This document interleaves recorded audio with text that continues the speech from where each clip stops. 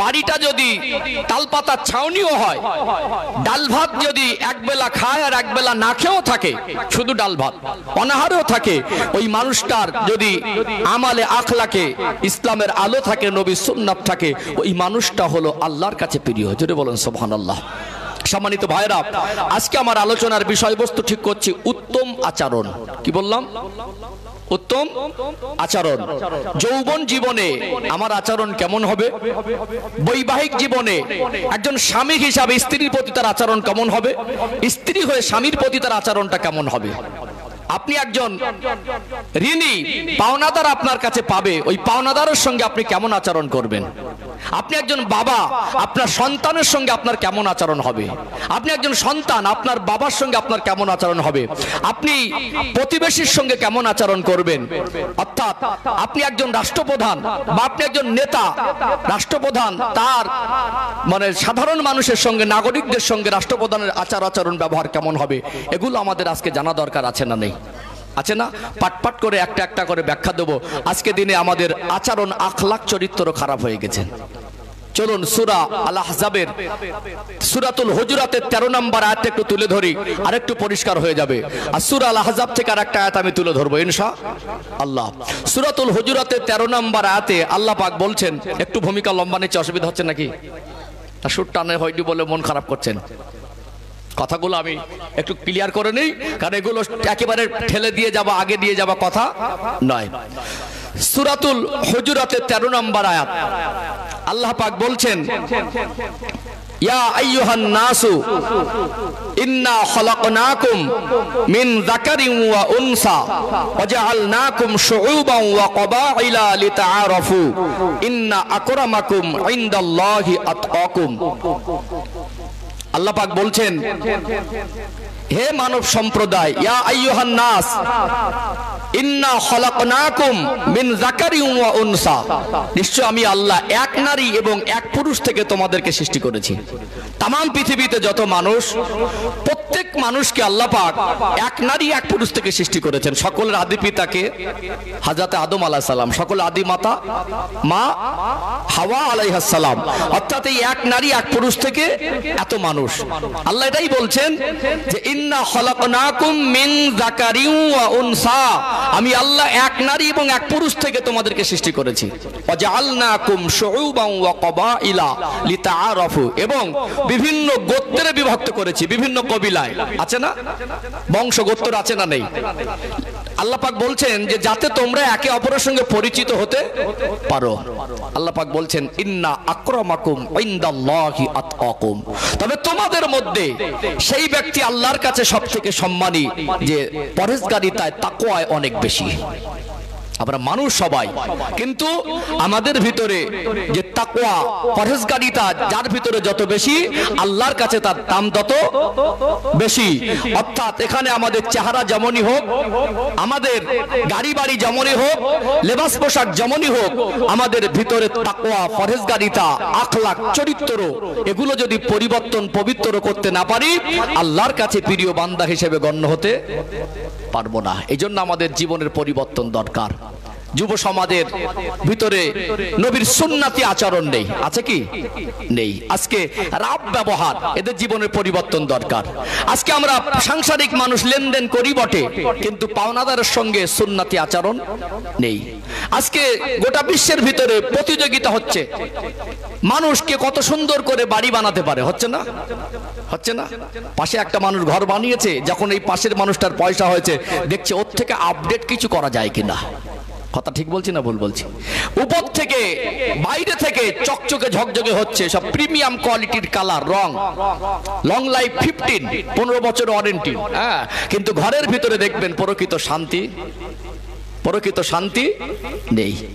একটা ঘরের ভিতরে দুটো ছেলেকে বিবাহ দিলেন, দুই বৌমার কথা নেই, শাশুড়ি বৌমার মিল নেই, বাপ বেটায় আন্তরিকতা সম্পর্ক নেই, সব যে যার মতো হয়ে গেছে। ঘরের ভিতরে প্রকৃত শান্তি আর মিল মহব্বত নেই। কথা ঠিক বলছি না ভুল বলছি? সম্মানিত ভাইরা, তারপরে দেখবেন আমাদের জীবনে যদি কেউ মানুষের শত্রুতা করে না, একজন শত্রুর সঙ্গে একজন ইমানদার আচরণ কেমন হবে সেটাও আমাদের জানা দরকার আছে না নেই? আমি পাঠ করে, যেহেতু আমি কোরআন শরীফ থেকে যে আয়াত পড়েছি, লাকাদ কানা লাকুম ফি রাসূলিল্লাহি উসওয়াতুন হাসানাহ, আমার হাবিবের মধ্যে রয়েছে তোমাদের জন্য উত্তম আদর্শ, আল্লাহর কথা, নবীর আদর্শ থেকে পাঠ করে এক একটা করে পর্ব তুলে ধরবো ইনশাআল্লাহ। যে কটা কথা বলেছে সময় যদি পাই তো এক একটা করে দৃষ্টান্ত স্বরূপ নবীর জীবনের ছোট ছোট অংশ টানবো, সাথে কোরআন হাদিস থেকে দুটো একটা রেফারেন্স টানবো এবং আমাদের জীবনের বাস্তবতার সঙ্গে মিলিয়ে দেখবো। যদি মিলে যায় তো আলহামদুলিল্লাহ, যদি না মেলো তো ঘাটতি থাকলে পূরণ করবো ইনশাআল্লাহ। এই যে একটু সময় সাজিয়ে দিলাম, অসুবিধা হলো নাকি? যারা দাঁড়িয়ে আছেন আমি বলবো কতক্ষণ দাঁড়াবেন, একটু বসেন, ভালো লাগবে। একটা দিন একটু মিলেমিশে বসতে হয়, বসার জন্যই তো জায়গা নাকি? বসার জন্যই প্রয়োজনে আমি সুন্দর করে ভূমিকাটা সাজিয়ে একটু ভিত তৈরি করেছি, একটু আগে আসলে একটু ভালো হয়। যারা অনেকে এসেছেন জায়গা তো মনে হয় শেষ পর্যন্ত অকুলন হবে, এমনি ভর্তি হয়ে আছে। একটু জেগে করেন লা ইলাহা ইল্লাল্লাহ, একটু আগে আসেন, আল্লাহর জন্য আসেন, নবীর ভালোবাসা আসেন ইনশাআল্লাহ। হ্যাঁ, লা ইলাহা ইল্লাল্লাহ, লা ইলাহা ইল্লাল্লাহু মুহাম্মাদুর রাসূলুল্লাহ সাল্লাল্লাহু আলাইহি ওয়াসাল্লাম। চলুন ছোট ছোট করে আগে বাড়ি দৃষ্টান্ত তুলে ধরবো ইনশাআল্লাহ।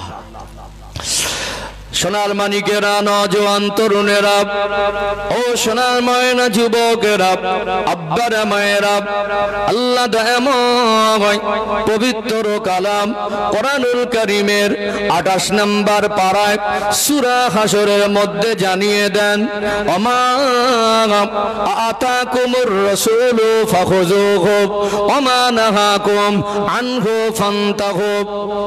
আল্লাহ পাক বলেন, আমার নবী যেটা তোমাদের আদেশ করেন ওটাকে তোমরা মেনে নাও, আমার নবী যেটা তোমাদের নিষেধ করেন ওটাকে তোমরা বর্জন করে দাও। আমরা যারা ঈমানদার, আমরা যারা শ্রেষ্ঠ নবীর উম্মত, আমরা যারা মুসলমান বলে দাবি করি, আমাদের কাজ হলো আল্লাহর কথা মানা, তার সাথে সাথে নবীর কথা মানতে হবে। ও ভাইজানেরা, সোনার মানিক যুবকেরা, আব্বারা মায়েরা, এই জীবনের পরিবর্তন দরকার, আমাদের জীবনে নবীর আদর্শ দরকার। ও সত্যকারে আজকে বর্তমান সময় গোটা পৃথিবীর দিকে তাকিয়ে দেখুন, মানুষ রূপচর্চা করে, মানুষ তার শরীরের পোশাককে আপডেট করে, কিন্তু মানুষ তার আখলাক চরিত্রকে নিয়ে ভাবে না। আখলাক চরিত্রকে নিয়ে একটু আওয়াজটা কমে গেল, প্রয়োজনে একটা বক্স আমার দিকে হালকা ঘুরিয়ে দেন না, কানে আওয়াজটা লাগুক আমার দিকে, ওই দিকে ঘোরাতে হবে না একটু। হ্যাঁ, ওদিকে বেশি আছে, আমার দিকে একটা ঘুরিয়ে দেন, একটা ঘুরিয়ে দেন হালকা করে, একটা ঘুরিয়ে দেন, এইটা ঠিক ছিল। হালকা উপরের ট্যাগটা আমার দিকে হালকা করে ঘুরিয়ে দেন একটা, হ্যাঁ, বা এই দুটো হালকা করে ঘুরিয়ে দেন। ও ভাইজানেরা, সোনার মানিক যুবকেরা, আব্বারা মায়েরা, আল্লাহ পাক আমার নবীর ভিতরে যে আখলাক চরিত্র দিয়েছেন, আমার রাসূলুল্লাহর আদর্শ আমাদের প্রত্যেকের মেনে নিতে হবে। দুনিয়া একটা মানুষ, সে যদি মনে করে আল্লাহর কাছে প্রিয় হব, সে যদি মনে করে আমি আল্লাহর কাছে প্রিয় বান্দাদের অন্তর্ভুক্ত হব, সে যদি মনে করে আমি রাসূলুল্লাহর আদর্শ মেনে চলব, ওই মানুষটার ভিতরে সবরের আমল দরকার আছে না নেই? কিসের আমল? সবর। কিসের আমল? সবর। এই সবরের কথা কেন বলছি? ধৈর্য সবর মানুষের জীবনে একটা অনেক বড় অংশ। একটা মানুষের ভিতরে যদি ধৈর্য সবর কম হয়, সেই মানুষটা দুনিয়ার মানুষের কাছেও ভালো হয় না, আর আল্লাহর কাছেও ভালো হতে পারে না। কারণ যার ভিতরে ধৈর্য কম, যে সবর করতে পারে না, ওই ধৈর্য কমের কারণে বিশেষ বিশেষ বহু জায়গায় তার জীবনের আখলাক চরিত্রের ভিতরে নোংরামি জড়িয়ে যায়। কথা ঠিক না বেঠি? ও ভাইজানেরা, হাওড়া জেলার সোনামানিক যুবকেরা, আব্বারা মায়েরা, আল্লাহ পাক আমার আপনার নবীকে যেমন রহমত করেছেন তেমনি শিক্ষক করেছেন। আমার আপনার নবী পৃথিবীর মানুষকে ধৈর্য আর সবরের শিক্ষা দিয়েছেন। কোরআনুল কারীমে আল্লাহ পাক বলেন ইন্নাল্লাহা মা'আস সাবিরিন, নিশ্চয় আমি আল্লাহ সবরকারীদের সঙ্গে থাকি। জোরে বলুন সুবহানাল্লাহ। এই পৃথিবীতে আমাদের জীবনের সবর হলো অনেক বড় আমল। আপনি গরিবী হালাতে আছেন, আল্লাহর উপরে সন্তুষ্ট হয়ে যদি আপনি সবর করে নিতে না পারেন, আপনার ঈমানি দুর্বলতা এসে যাবে। অধৈর্য হয়ে এমন এমন কিছু কথা বলে যার কারণে ওই মানুষটার ঈমানও চলে যাবার আশঙ্কা থাকে কি থাকে না? থাকে না? অভাবে পড়ে আল্লাহ হয়তো ওকে পরীক্ষা নিচ্ছেন, কিন্তু সবর কম বলে এমন কিছু কথা মন্তব্য করে ফেলে, সেটা তার ঈমানের উপরে আঘাত আনে, সেটা তার ঈমানের উপরে আঘাত আনে। আল্লাহ আমার দিকে দেখে না, যত অভাব সব আমার, যত অভাব সব। আরো অনেক কথা আছে, আছে না? ও ভাইজানেরা, সোনার মানিক যুবকেরা, আব্বারা মায়েরা, কোরআনুল কারীমের 30 নম্বর পারা, সূরার নাম হলো সূরাতুল ফজর। আল্লাহ পাক বলেন, আল্লাহ পাক জানিয়ে দিলেন, ফাআম্মাল ইনসানু ইযা মাবতালাহু রাব্বুহু ফাআকরামাহু ওয়া না'আমা ফায়াকুলু রাব্বি আকরামান।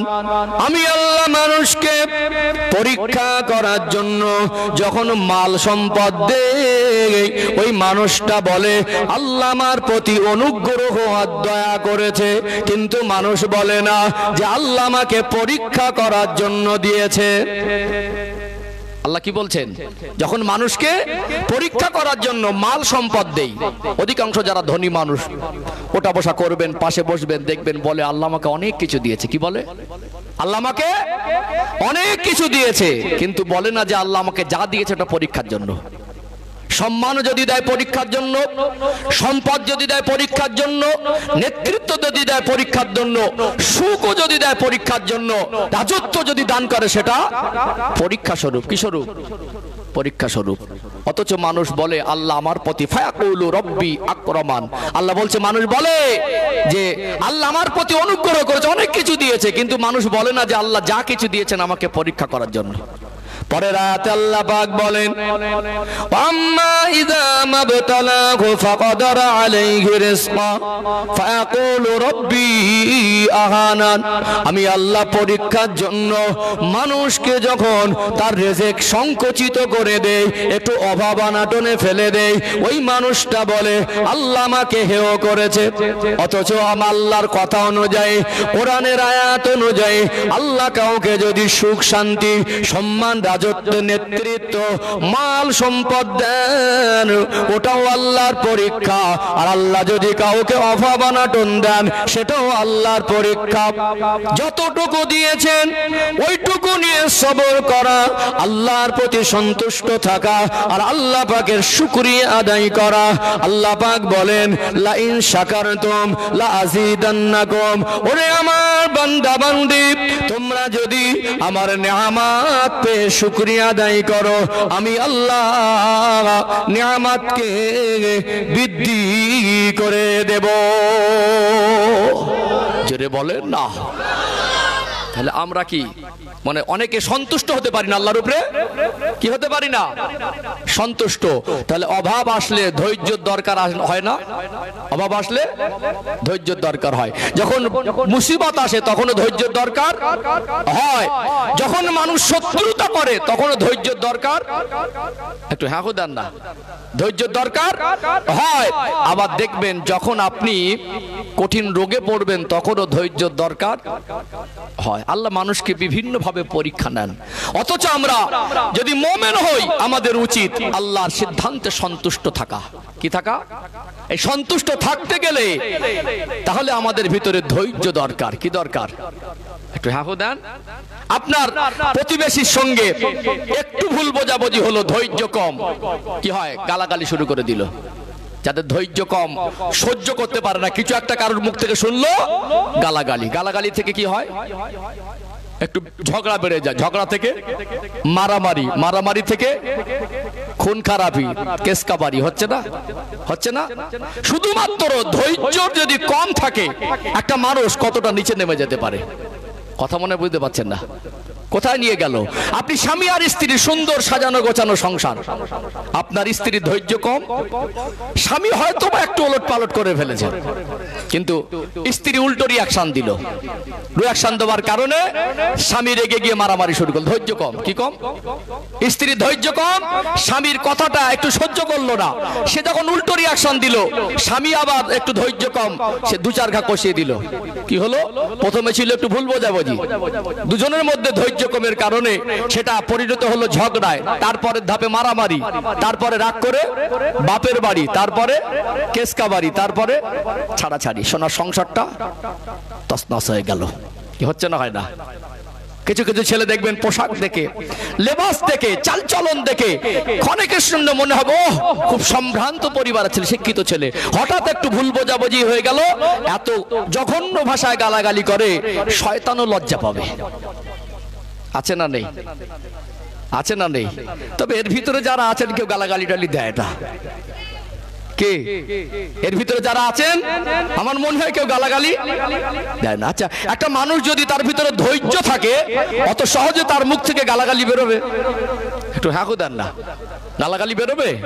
তাহলে আচরণকে উত্তম জায়গায় রাখতে গেলে, ইমানের উপরে অটল থাকতে গেলে, মোমেন বান্দাদের দলভুক্ত হয়ে থাকতে গেলে, আমাদের জীবনের প্রথম যে সবক নিতে হবে ওটা হলো ধৈর্য। কি বলেছি? ধৈর্য। ওটা ধৈর্য যদি না থাকে, সবর যদি না থাকে, তাহলে আমরা আমাদের নিজের জীবনের পবিত্রতা অত সহজে বজায় রাখতে পারবো না। ও ভাইজানেরা, সোনার মানিক যুবকেরা, আব্বারা মায়েরা, আল্লাহ পাক আমার নবীকে শিক্ষক বানিয়েছেন। আমার নবীর চরিত্র সার্টিফিকেট আমার আল্লাহ কোরআনুল কারিমে দিয়েছেন। কোরআনুল কারিমের 29 নম্বর পারায় সূরাতুল কলামের মধ্যে আল্লাহ পাক বলেন, ওয়া ইন্নাকা লাআলা খুলুকিন আযীম। আমি আমার হাবিবের চরিত্রকে মহান চরিত্র করেছি। জোরে বলুন সুবহানাল্লাহ। আল্লাহ আমার নবীর চরিত্রকে মহান চরিত্র করেছেন। আমার নবী পৃথিবীর মানুষকে ধৈর্য সবরের শিক্ষা দিলেন।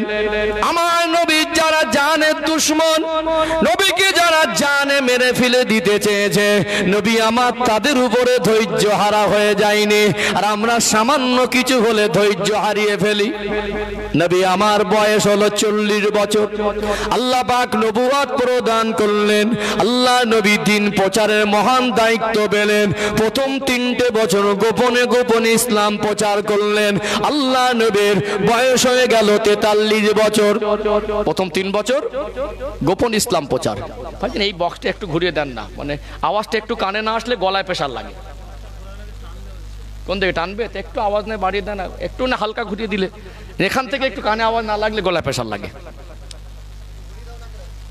গেনটা একটু হালকা মেরে দেন। মানে এখানে বসে কি মনে হয় আপনাদের ওই মুখো থাকলে কানে লাগে, আর এখানে থাকলে মনে হয় গলার উপরেই প্রেশারটা পড়ছে। হালকা আসলে একটু হালকা, পুরো না করেন, হালকা ঘুরিয়ে দেন একটু। আওয়াজটা একটু ফিট থাকলে মানে কথা বলে একটু শান্তি পাওয়া যায়। মুখে বললাম সেটা আলাদা কথা। হ্যাঁ, মাইকের সাউন্ডটা একটা ভাইটাল ব্যাপার। কি হয় জানেন, আপনার সাউন্ড খুব ভালো আলহামদুলিল্লাহ, দমটুকু কিছু টানছে না, কিন্তু একটু কানে লাগলে ভালো হয়।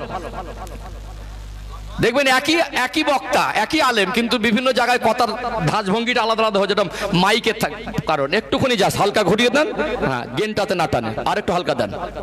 ঠিক আছে, থাক, আর ডিস্টার্ব করবো না। আপনি গিয়ে ঘুমিয়ে পড়েন, আর ডিস্টার্ব করবো না আপনাকে, একদম আর ডিস্টার্ব করবো না। সাউন্ড সুন্দর, মাইক্রোফোনও ভালো দিয়েছেন, সাউন্ড খুব সুন্দর। আল্লাহ আপনার ব্যবসায় বরকত দিক। একটু এক লেভেল হয়ে গেলে মাঝে ডিস্টার্ব হয় না, কথা বলতে তো অন্য মনস্ক হয়ে যায়। মানে একটু কথাটা যদি ফ্রি ভাবে না বলা যায়, বারবার যেন ওই মনের মধ্যে ওটাই ধাক্কা খাচ্ছে, শরীরের সঙ্গে একটা কমফোর্টেবল লাগছে না। একটা অসুবিধা হলো নাকি? ধৈর্যের কথাটা বলি। হ্যাঁ, আল্লাহ পাক আমার নবীকে নবুয়ত দিলেন 40 বছর বয়সে। কত বছর বয়সে?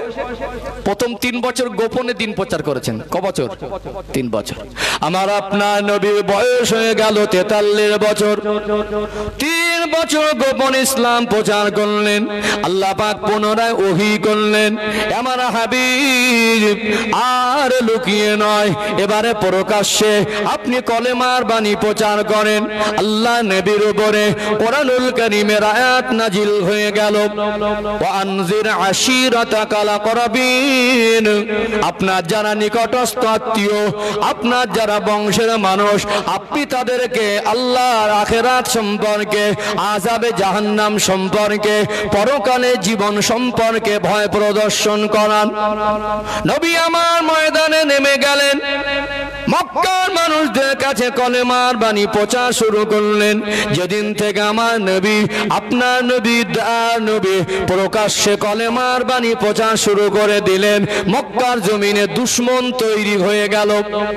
আল্লাহ নবী হুজুর আমার কলেমার বাণী প্রচার করছেন, যতদিন যায় আমার রাসূলুল্লাহর আচরণে, রাসূলুল্লাহর ব্যবহারে, আমার আপনার নবীর কথায়, আমার আপনার নবীর আদর্শে মুগ্ধ হয়ে মানুষ আমার নবীকে মেনে নিতে লাগলেন। আল্লাহর নবীর নূরের হাতে হাত দিয়ে ঈমানের কলেমা পড়ে মুসলমান হয়ে যেতে লাগলেন। জোরে বলুন সুবহানাল্লাহ। মুসলমানের সংখ্যাও বাড়ে আর শত্রুও বাড়ে। আবু জেহেল, আবু লাহাব, উতবা, শাইবা, রাবিয়া, উমাইয়া ইবনে খালদ, এরা বারবার মিটিং করে, এরা বারবার ষড়যন্ত্র করে। আল্লাহ দেওয়া মহান দায়িত্ব, নবী আমার বিভিন্ন বাধা উপেক্ষা করে দিন প্রচারকে বন্ধ করলেন না। এত দুশমনী, এত জুলুম অত্যাচার, নবী আমার সবরের সাথে কলেমার বাণী প্রচার করেছিলেন না করেন নাই? সবর ছিল কি ছিল না? সবর ছিল। আল্লাহ নবীর শানে সাহাবায়ে কেরামদেরকে নিয়ে আবু জেহেল, আবু লাহাব, উতবা, শাইবা, রাবিয়া এরা বিভিন্ন রকম ষড়যন্ত্র করে যখন কিছু ফলাফল হলো না, আমার রাসূলুল্লাহ আর আমার নবীর সাহাবাদেরকে 3 বছর বয়কট করে দিয়েছিল। লেনদেন বন্ধ, কেনা বেচা বন্ধ, কথাবার্তা বন্ধ, মুসলমানদের সঙ্গে কোনো সম্পর্ক রাখবে না। 3 বছর নবী আমার আর সাহাবায়ে কেরামেরা শিয়াবে আবু তালেব নামক পাহাড়ের গুহার মধ্যে অতিবাহিত করেছেন। এত কষ্টে দিন পার করেছেন। সাহাবায়ে কেরামেরা বলেন, এই 3টে বছর আমাদেরকে বয়কট করা অবস্থায় এত কষ্টে দিন পার করেছি। খাবারের অভাবে পশুর শুকনো চামড়াগুলো পানি দিয়ে সেদ্ধ করে খেয়ে ক্ষুধা জ্বালা নিবারণ করেছি। সাহাবায়ে কেরামেরা বলেন, পাহাড়ি গাছের পাতাগুলোকে নিয়ে আমরা খেয়ে খেয়ে ক্ষুধা জ্বালা নিবারণ করেছি। তথাপিও আল্লাহ রাসূলের পাশ থেকে সরে যায়নি। কাছে টাকা থাকলেও বাজারে গিয়ে কাফেররা মাল বিক্রি করবে না। হঠাৎ যদি অল্প সংখ্যক মানুষকে, এই এলাকার 10,000 20,000 মানুষ 20-50 জনকে 100 জনকে বয়কট করে দেয়, কোথাও মাল কিনতে পাবেন না, কারোর সঙ্গে চলতে পারবেন না, মুসিবত বাড়বে না কমবে? মুসিবত বাড়বে। সাহাবারা সেদিন বললেন যে ইয়া রাসূলুল্লাহ, যতই মুসিবত আসুক, যতই কঠিন পরীক্ষার সম্মুখীন হই না কেন, আমরা আপনার কাছ থেকে দূরে সরে যাব না। আন নাবিয়্যু আওলা বিল মুমিনিনা মিন আনফুসিহিম। কোরআনুল কারীমের সূরা আল আহজাবের 6 নম্বর আয়াতের মধ্যে আল্লাহ বলছেন, মুমিনদের কাছে আমার রাসূল তাদের নিজেদের থেকেও অধিক ঘনিষ্ঠ। জোরে বলো সুবহানাল্লাহ। এই যে ঈমান আনার পরে যখন কাফেররা বয়কট করে দিল, একটা পরিবারে 3 জন ঈমান এনেছেন আর 5 জন আনেনি, একটা পরিবারে 1 জন ঈমান এনেছে আর 4 জন আনেনি, সবার থেকে আলাদা হয়ে রাসূলুল্লাহর সঙ্গী হয়েছিলেন। সবর ছিল না? সবর ছিল না? আল্লাহ নবী হুজুর আমার টানা 10 বছর কলেমার বাণী প্রচার করলেন। আমার নবীর বয়স হয়ে গেল 50 বছরের মতো। আমার নবীর বয়স 50 বছরের মতো। ওই বছরটাকে নবী পাকের সিরাতের কিতাবে লেখা হলো শোকের বছর, যেটাকে শরীয়তের পরিভাষায় আমুল হুজুন বলা হয়। এত ঘাত প্রতিঘাতে আল্লাহ নবী চাচা আবু তালেব সব সময় আমার নবীকে ছায়ার মতো হয়ে সাহারা দিয়েছিলেন। আল্লাহ নবী হুজুর আমার এতিম হয়ে দুনিয়া এসেছিলেন, আব্বা কেমন হয় জীবনে দেখেন নাই। মায়ের গর্ভে থাকা অবস্থায় আব্বা হারা হলেন, 6 বছর বয়সে মাকে হারালেন, 8 বছর বয়সে দাদুকে হারালেন। এই 8 বছর বয়স থেকে 50 বছর বয়স পর্যন্ত নবীজির চাচা আবু তালেবের কাছে লালিত পালিত হলেন। কত বছর? 42 বছর। 50 থেকে 8 বাদ দিলে 42 বছর। এই কাফেরদের ষড়যন্ত্র, বিরোধিতা, শত্রুতার মুখেও আবু তালেব কলেমা পড়েনি, কিন্তু নবীকে সবসময় ঢাল হিসেবে নবীর সঙ্গে সবসময় ছিলেন। আমার রাসূলকে সাহায্য সহযোগিতা করেছে নবীজির আপন চাচা আবু তালেব। নবীজি সেই চাচা বিনা কলেমায় মারা গেল, বিনা কলেমায় মারা গেল। আল্লাহ নবীর চাচা যান যে বছরে মারা গেলেন, এত দুঃখ কষ্ট ঘাত প্রতিঘাত, মক্কা জমিনে কলেমার বাণী প্রচার প্রেক্ষাপটে আমার নবীর জীবনে এত কষ্ট, এই কষ্টের মাঝে একটা সান্ত্বনার আশ্রয় ছিল, সেটা হলো আম্মা জান হযরত খাদিজাতুল কুবরা রাদিয়াল্লাহু আনহা। সারা দিনের শেষে আম্মা জান হযরত খাদিজাতুল কুবরা রাদিয়াল্লাহু আনহার কাছে একটা সান্ত্বনা পেতেন। মা খাদিজা সবসময় আল্লাহ নবীকে আগলে রাখতেন, আল্লাহ নবীকে সান্ত্বনা দিতেন। মা খাদিজা রাদিয়াল্লাহু আনহা আল্লাহ নবী জীবন থেকে তিনি পর্দা গ্রহণ করলেন। মা খাদিজা যে বছর ইন্তেকাল করলেন, নবীজির চাচা যার কাছে 42 বছর লালিত পালিত হলেন, তিনিও সেই বছর ইন্তেকাল করলেন। আল্লাহ নবী শোকের মধ্যে পড়ে গেলেন, মনটা বড় খারাপ। দুজনেই ছিল বড় সাহারা। একজন ছিল বাইরের শত্রুদের জন্য বড় ঢাল, আর একজন ছিল ঘরের জীবনের বড় সান্ত্বনা। দুজনা চলে যাওয়ার পরে কাফেররা ষড়যন্ত্র করতে লাগলো আমার নবীকে জানে মেরে ফেলে দেবে। আল্লাহ নবী দুঃখ কষ্ট মন নিয়ে মাঝে মাঝে গম্ভীর হয়ে থাকতেন। নবী আমার এত দুঃখ কষ্টের ভিতরে মাঝে মাঝে চোখের পানি ফেলে ফেলে কাঁদতেন, চোখ থেকে টপ টপ করে পানি ঝরতো। আল্লাহ নবী দেখতেন মক্কা জমিনে চতুর্দিকে দুশমনে ভরা, ওরা আমায় জানে মেরে দেবে, তবে মনে হয় কিছুদিনের জন্য হলেও মক্কা জমিন ছেড়ে কিছুটা দূরে গিয়ে অন্য কোথাও গিয়ে যদি কিছুদিন সময় কাটাতে পারতাম। যখন দেখবেন কঠিন বিপদ মুসিবত আসে, কঠিন ষড়যন্ত্র হয়, একটু যদি কোনো একটা শান্তির জায়গায় গিয়ে কিছুদিন কাটানো যায়, মনে কিছুটা একটু সান্ত্বনা হয়, একটু হালকা হয় কি হয় না? একটু হালকা হয়। আল্লাহ নবী ভাবলেন যে এই পরিস্থিতিতে মক্কায় থাকাটা আমার জন্য খুব একটা নিরাপদ মনে হচ্ছে না। একদিকে তো কষ্ট দুঃখ শোকের মধ্যে আছেন, নবীর মনে পড়ে গেল সেই তায়েফের কথা। হযরত হালিমাতুস সাদিয়া রাদিয়াল্লাহু আনহা ছিলেন আমার নবীজির দুধ মা। কে ছিলেন? হযরত হালিমাতুস সাদিয়া রাদিয়াল্লাহু আনহা। 4 বছর আমার রাসূল সেখানে লালিত পালিত হয়েছিলেন। আমার নবীর মনে হলো যে মক্কার জমিন থেকে ছেড়ে যে তায়েফে একটু যাই, সেখানে আমার 4 বছরের স্মৃতি, ছোটবেলার শৈশবকালের স্মৃতি জড়িয়ে আছে। তায়েফে গিয়ে তায়েফের মানুষের কাছে দিন প্রচারটাও হবে, আর এই শত্রুদের কঠিন ষড়যন্ত্র থেকে এই শোকের সময়, দুঃখের সময়, কষ্টের সময় কিছুটা হলে একটু সান্ত্বনা পাবো, কিছুটা হলে সান্ত্বনা পাবো। নবী আমার ডাকলেন, ও হযরত যায়েদ। আল্লাহ নবীর পোষ্য পুত্র ছিল হযরত যায়েদ ইবনে হারেসা রাদিয়াল্লাহু আনহু। নবী আমার ডাকলেন, বাবা যায়েদ, মক্কার জমিনে থাকাটা আমার নিরাপদ মনে হচ্ছে না। আমার বিবি খাদিজা চলে যাওয়ার পরে, আমার চাচা আবু তালেব চলে যাওয়ার পরে আমি জানো সাহারাহীন হয়ে গেছি। যদিও আল্লাহ আমাকে হেফাজত করেন, যদিও আল্লাহ সবসময় আমার সান্ত্বনা দেন, তবে দুনিয়ার বড় সান্ত্বনার আশ্রয় স্থলকে আমি হারিয়েছি। ও হযরত যায়েদ, আমার মনে হয় আমি রাসূলুল্লাহ কিছুটা দিন, কিছুটা সময় তায়েফের জমিনে কাটাবো, আমি একা যাব না। ও বাবা যায়েদ, কিছু সামান পত্র নিয়ে নেন, চলেন আমার সঙ্গে চলেন।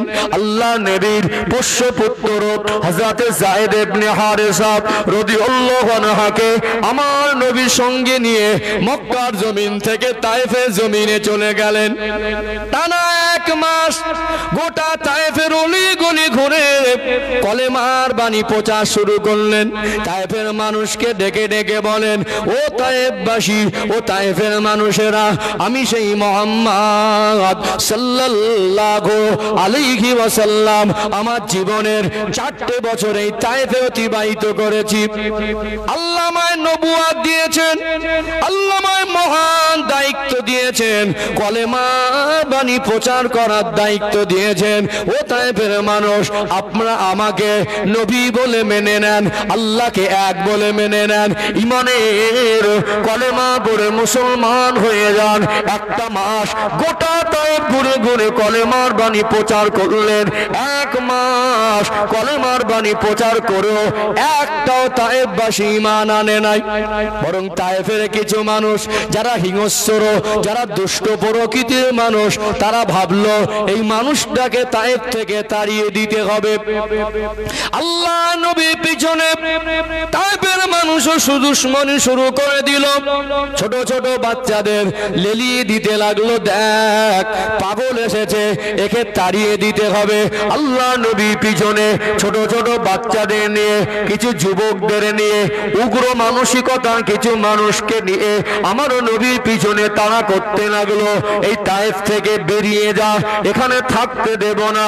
পিছন থেকে পাথর ছুঁড়ে ছুঁড়ে মারে।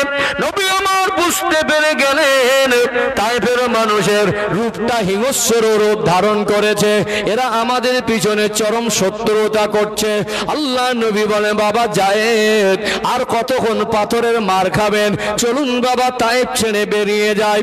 নবী আমার হাঁটতে লাগলেন, পিছন থেকে পাথর ছুঁড়ে ছুঁড়ে মারে। আমার রাসূলুল্লাহ সাহাবী পোষ্যপুত্র হযরতে যায়েদ ইবনে হারেসা রাদিয়াল্লাহু আনহু, আমার নবীর শরীর মোবারকে যেন পাথরের আঘাত না লাগে, নিজের বডি আর সিনা দিয়ে সবগুলো নিজের শরীরে সহ্য করে নিতে লাগলেন। পাথরের আঘাতে আল্লাহ নবীর শরীর মোবারকটা রক্তে লাল হয়ে গেল। নবী আমার রক্তাক্ত হয়ে গেলেন। হযরত যায়েদ ইবনে হারেসা রাদিয়াল্লাহু আনহু তিনি পাথরের আঘাত যতটা পাচ্ছেন নিজের শরীরে, নিজের সিনা পেতে সহ্য করছেন। তার মাঝ থেকে রাসূলুল্লাহর উপরে পাথরের আঘাত, টানা 2.5 মাইল, প্রায় 3.5 কিলোমিটারের মতো রাস্তা। নবী আমার ছুটতে লাগলেন, 4 কিলোমিটারের মতো কাছাকাছি রাস্তা, পিছন থেকে পাথর ছুঁড়ে ছুঁড়ে মারে। এমন সময় আমার রাসূলুল্লাহর রক্ত মোবারকে, আমার রাসূলুল্লাহর পিরহান মোবারকটা লাল হয়ে গেল। নালাইন জুতার গর্তের মধ্যে রক্ত জমে গেল। নবী আমার হাঁটতে পারছেন না, নবী আমার হাত দাঁড়াতে পারছেন না, এতটা কষ্ট হচ্ছে। আল্লাহ নবী একটা সময় বেহুশ হয়ে জমিনে পড়ে গেলেন। তায়েফবাসী এত নিষ্ঠুর, আমার নবীকে ওই অবস্থায় পাথর মারে। তায়েফবাসী এত নিষ্ঠুর, ওই অবস্থা আমার নবীর উপরে পাথরের আঘাত করে। মনে মনে করে নবী আমার আর বেঁচে নাই। তারা এবারে পিছন দিক থেকে চলে যেতে লাগলো। আমার রাসূলুল্লাহর অবস্থা দেখে হযরত যায়েদ ইবনে হারেসা রাদিয়াল্লাহু আনহু ডুকরে কেঁদে ফেললেন। আমার নবীকে নিয়ে শত্রুদের কবল থেকে একটু নিরাপদ জায়গায় নিয়ে যাওয়ার জন্য অনেক কষ্ট করে কোলের উপরে তুলে একটু আঙুর বাগান দেখে একটা আঙুর বাগানের ভিতরে একটু আড়াল জায়গায় আশ্রয় নিলেন। আমার রাসূলুল্লাহ গোটা শরীর মোবারক রক্তে লাল হয়ে আছে, নবী আমার বেহুশ হয়ে আছেন। আল্লাহ নবীকে ওই তায়েফের আঙুর বাগানের ভিতরে নিয়ে গিয়ে হযরত যায়েদ রাদিয়াল্লাহু আনহু আমার রাসূলুল্লাহর মাথা মোবারকটা কোলের উপরে নিয়ে কাঁদছেন। আমার নবীর পূর্ণিমা চাঁদের মতো চমকানো চেহারাটা তিনি দেখছেন, আর কপাল মোবারকে চুমা দেন। কেঁদে কেঁদে আল্লাহকে বলেন, ও দয়াময় আল্লাহ, ও রব্বুল আলামিন আল্লাহ, আমার হাবিবকে এত মার মেরেছে, আমার রসুলকে এত কষ্ট দিয়েছে আল্লাহ, আমার হাবিব কথা বলে না, আমার রসুল সেন্সলেস অবস্থা আছে আল্লাহ, আমি যায়েদ আমার রসুলের কষ্ট সহ্য করতে পারছি না। আল্লাহর কাছে কেঁদে কেঁদে বলেন, ও রব্বুল আলামিন আল্লাহ, ও দয়াময় আল্লাহ, আমার হাবিবের হোশ মোবারক আপনি নাত করেন, আমার রসুলকে যখনই কষ্ট দেন আমার আল্লাহ তিনি নারাজ হয়ে যান। যাকে না বানালে কুল কায়নাত বানাতেন না। আল্লাহ জানাকে তানা সৃষ্টি জগতের মধ্যে সব থেকে বেশি ভালোবাসেন। আল্লাহ পাক নারাজ হয়ে গেলেন, আল্লাহ নাখোশ হয়ে গিয়ে ডাক দিলেন, ও হযরতে জিবরাইল, ও হযরতে জিবরাইল, জান জান তায়েফের জমিনে চলে যান, আপনি গজবের ফারিস্তারে নিয়ে চলে যান। তায়েফবাসী আমার নবীকে এত কষ্ট দিয়েছে, আমার রসুলের কাছে যান, আমার পেয়ারা হাবিবকে একবার শুধু জিজ্ঞাসা করেন, আমার রসুলকে একবার শুধু জিজ্ঞাসা করেন, যদি তিনি অনুমতি দেয় বড় বড় পাহাড় তুলে এনে আমার হাবিবের যারা কষ্ট দিয়েছে তায়েফবাসীকে দুনিয়া থেকে মিটিয়ে দেন। নবী আমার সেন্সলেস অবস্থায় জিবরাইল আমিন আলাইহিস সালাম আসলেন, সঙ্গে গজবের ফারিস্তাদের নিয়ে আসলেন। আল্লাহ দয়াময় এমন সময় আমার আপনার নবী দার নবী হোশ মোবারক ইনাত করেছিলেন। আরো জোরে বলুন, আল্লাহ নবী নূরের চক্ষু মোবারক মেলে দেখলেন হযরত যায়েদ ইবনে হারেসা রাদিয়াল্লাহু আনহু কাঁদছিলেন। আমার নবী চক্ষু মোবারক মেলে দেখলেন, আমার নবীকে বলেন, ইয়া রাসূলুল্লাহ হাবিবাল্লাহ, হুজুর আপনার কি জানে বড় কষ্ট হচ্ছে? আল্লাহ নবী বলেন, ও হযরত যায়েদ, বাবা বলেন না আমার এখন কোথায় আছি? ও বাবা যায়েদ, আমার বড় পিপাসা লেগেছে, যারা আমায় মেরেছে, যারা আমায় এত কষ্ট দিয়েছে তারা কোথায়?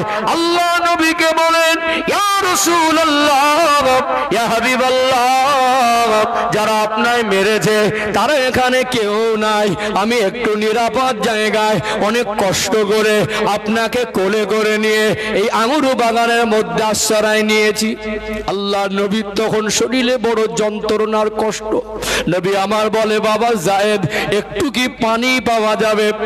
আমার রাসূলুল্লাহ সাহাবী পোষ্যপুত্র হযরতে যায়েদ ইবনে হারেসা রাদিয়াল্লাহু আনহু তিনি তাকাতে লাগলেন ডাইনে বামে, কোথাও যদি কাউকে পাই, একটু যদি পানি পাই। যে আঙুর বাগানে আশ্রয় নিয়েছিলেন ওই আঙুর বাগান দেখভাল করার জন্য যে মালিটা ছিল, যার নাম হলো আদাস, ওই মালিটাকে দেখতে পেয়ে হযরত যায়েদ ইবনে হারেসা বললেন, ও ভাই বাগানের মালিক, তোমার কাছে কি কোনো পানি আছে? একটু কি পানি দিতে পারবে? ওই বাগানের মালিক আদাস নামক ব্যক্তিটা আমার রাসূলুল্লাহর চাঁদ মুখটা দেখে ফিদা হয়ে গিয়েছিলেন। জোরে বলুন সুবহানাল্লাহ। আমার নবীর শরীরের কষ্ট দেখে তার মনের মধ্যে দয়া মায়া হলো। তিনি বলতে লাগলেন, ও পথিক, কে আপনি? আপনায় চিনি না, তবে মানুষটা বড় কষ্টে আছে। তিনি কি করলেন? ওই বাগান থেকে আঙুর নিয়ে, আঙুরের রস নিয়ে একটা পাত্রে দিয়ে আল্লাহ নবীর খেদমতে পেশ করলেন। নবী আমার অসুস্থ অবস্থায় আঙুরের রসের গ্লাসটা ধরে বিসমিল্লাহ বলে পান করলেন। এই বিসমিল্লাহ বলার সাথে সাথে আদাস নামক ব্যক্তিটা জিজ্ঞাসা করেন, ও ভাই যায়েদ, এই ব্যক্তিকে এনার পরিচয়, এনার সম্পর্কে একটু আমায় আপনি শোনান। এই বিসমিল্লাহ বলাটা, এই শব্দটা তো হযরত মুসা আলাইহিস সালাম বলতেন, এই শব্দটা তো হযরত দাউদ আলাইহিস সালাম বলতেন, এই শব্দটা তো হযরত ঈসা আলাইহিস সালাম বলতেন। তাওরাত কিতাব, ইনজিল কিতাব, জবুর কিতাব নবীদের উপরে যে অবতীর্ণ হয়েছিল, সেই কিতাবটা পরিপূর্ণ নির্ভেজাল অবস্থায় ছিল না। তথাপিও ওই কিতাবের কিছু অনুসারীরা ছিল, ওই কিতাবের ভিতরে রাসূলুল্লাহর আগমনের ভবিষ্যৎবাণীও লেখা ছিল। ওই সময় দাস নামক ব্যক্তি বলে, এই শব্দটা তো নবীদের শব্দ হয়। হযরত যায়েদ ইবনে হারেসা রাদিয়াল্লাহু আনহু বলেন, ও বাগানের মালিক, ইনি অন্য কেউ নয়, ইনি তো আমার সেই নবী, নূর নবী, দার নবী, আল্লাহ দয়াময়, জানাকে তমাম সৃষ্টি জগতের জন্য রহমত স্বরূপ করে প্রেরণ করেছেন। কিতাবের বর্ণনায় লেখা হলো, ওই আদাস নামক ব্যক্তিটা থাকতে পারেন নাই, আমার রাসূলুল্লাহর কাছে ঈমানের কলেমা পড়ে মুসলমান হয়ে গিয়েছিলেন। আরো জোরে বলুন। আল্লাহ নবী হুজুর আমার আঙ্গুরের রসটা পান করলেন। এমন সময় জিবরাইল আমিন আলাইহিস সালাম আল্লাহর পক্ষ থেকে হাজির হয়ে সালাম দেন, আসসালামু আলাইকা ইয়া রাসূলুল্লাহ, আসসালামু আলাইকা ইয়া হাবিবাল্লাহ। আল্লাহ আপনার এই কষ্ট তিনি সহ্য করতে পারেন না। ইয়া রাসূলুল্লাহ, আজকে আমি একা আসি নাই, গজবের ফারিস্তাদের নিয়ে এসেছি, আপনার অনুমতির অপেক্ষা। একবার শুধু যদি আপনি জবান থেকে বলেন, আল্লাহ ওয়াদা দিয়ে দিয়েছে, বড় বড় পাহাড়গুলো তুলে এনে আমি ওদেরকে চাপা দিয়ে একেবারে তায়েফবাসীকে ধ্বংস করে দেব। ইয়া রাসূলুল্লাহ, ইয়া হাবিবাল্লাহ, হুজুর শুধু আপনার অনুমতির অপেক্ষা। আল্লাহ নবীর গোটা শরীরটা তখনও জ্বালা যন্ত্রণা। নবী আমার জিবরাইল আলাইহিস সালামের মুখের দিকে তাকিয়ে একবার ওই অসুস্থ অবস্থায় মুস্কে হেসেছিলেন। জোরে বলুন সুবহানাল্লাহ। তিনি মনে মনে করলেন, আমার আল্লাহ আমায় এত বেশি ভালোবাসেন, দুনিয়া তো কঠিন মুসিবতে আমার আল্লাহ তো আমার কষ্টটা বুঝেছেন। নবী আমার বলেন, ও যায়েদ, বাবা আমাকে একটু তুলে বসান। আল্লাহ নবীকে একটু তুলে বসানো হলো। আল্লাহ নবী হুজুর আমার জিবরাইল আমিন আলাইহিস সালামের চেহারা দিকে তাকিয়ে বলতে লাগলেন, ও আল্লাহর ফেরেশতা, ও হযরতে জিবরাইল, আল্লাহ পাক আমাকে তো মানুষ জাতির জন্য বদদুআ করার জন্য পাঠায় নাই, আল্লাহ তো আমাকে বিশ্ববাসীর জন্য রহমত করে পাঠিয়েছেন। আল্লাহ আমাকে মুস্তাজাবুদ দাওয়া করেছেন। আমি রাসূল যদি হাত তুলে আল্লাহর কাছে চাই, আমার আল্লাহ ওই হাতটা কি ফিরিয়ে দেন না? আমার নবী হলেন মুস্তাজাবুদ দাওয়া। নবী যখন যেটা আল্লাহর কাছে হাত তুলে বলেন, ওটা আল্লাহ পাক কখনো ফেরত দেয় নাই, বরং আমার নবী যেটা মনে মনে চেয়েছেন, আল্লাহ আমার রাসূলের মনের ইচ্ছাকে কবুল করে আল্লাহ পাক কোরআনের আয়াত নাজিল করে আমার নবীকে সান্ত্বনা দিয়েছেন। জোরে বলুন সুবহানাল্লাহ। অন্যান্য নবীরা রাগান্বিত হয়ে গিয়ে আল্লাহর কাছে বদদুআ করে দিয়েছে, আমার আল্লাহ আসমানি গজব দিয়েছেন, জমিনি গজব দিয়েছেন, অন্যান্য নবীর উম্মতদের ধ্বংস করে দিয়েছেন। আল্লাহ নবী বলেন, ও ভাই জিবরাইল, আমি জানি আমি বদদুআ করে দিলে ওরা ধ্বংস হয়ে যাবে। নবী আমার রক্তমাখা হাত তুলে আল্লাহর কাছে কাঁদেন, আল্লাহ আমি যে নবী, আমি যে পয়গম্বর, তায়েফবাসী ওরা আমায় চিনতে পারে না। আল্লাহ আমার এই রক্তমাখা হাত, আমার এই রক্তের বিনিময়ে আমি ওদের ক্ষতি চাই না, আমি ওদেরকে ধ্বংস চাই না। আল্লাহ আপনার কাছে দোয়া চাই, আমার এই রক্তের বিনিময়ে আমার উম্মতি দিগকে নাজাত দিয়ে দিন। আল্লাহ আমি দোয়া চাই, আমার এই হাতকে আপনি ফেরাবেন না। আল্লাহ আমি তায়েফবাসীকে ক্ষমা করে দিয়েছি, আল্লাহ আপনি তায়েফবাসীকে ক্ষমা করে দেন। আমার বিশ্বাস একদিন একদিন এই তায়েফবাসী ইমানের কলেমা পড়ে মুসলমান হবে। আল্লাহদেরকে আপনি হেদায়েত দেন। আল্লাহ এরা যদি মুসলমান না হয়, এদের ছেলেরা, এদের তার ছেলেরা, তারপরের জেনারেশন একদিন না একদিন ইমানে কলেমা পড়ে মুসলমান হয়ে যাবে। আল্লাহ আমার নবীর দোয়া কবুল করে নিলেন। আজ গোটা তায়েফে জমিনে আমার আল্লাহ ইসলামের পতাকাটার বিজয় দান করেছে। জোরে বলেন না, নারেই তাকবীর, নারেই তাকবীর। ধৈর্যের পাহাড়, পাহাড় টলে যায়, রাসূলুল্লাহ ধৈর্য টলে না। নূহ আলাইহিস সালাম তার কওমের জুলুম অত্যাচারের শিকার হয়ে গিয়ে এত কঠিন কঠিন ষড়যন্ত্ররা জুলুম নবীদের উপরে হয়েছে। সাধারণ মানুষের উপর আল্লাহ যদি কঠিন পরীক্ষা নামিয়ে দেন, আমরা সহ্য করতে পারবো না। নবীদের জীবনে আল্লাহ এত কঠিন কঠিন পরীক্ষা নিয়েছেন। সেই পরীক্ষার ইতিহাস আপনাদের অনেকে জানা আছে, প্রেক্ষাপট থাকলে বলতে গেলে অনেক সময়ের ব্যাপার।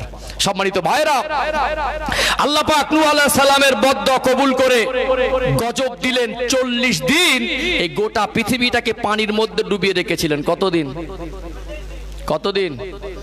40 দিন। 40 দিন 40 রাত পৃথিবীর একটা পাহাড়ও এমন ছিল না যেটা পানির মানে জাগ্রত ছিল, সবটাই আল্লাহ পানির মধ্যে ডুবিয়ে রেখেছিলেন।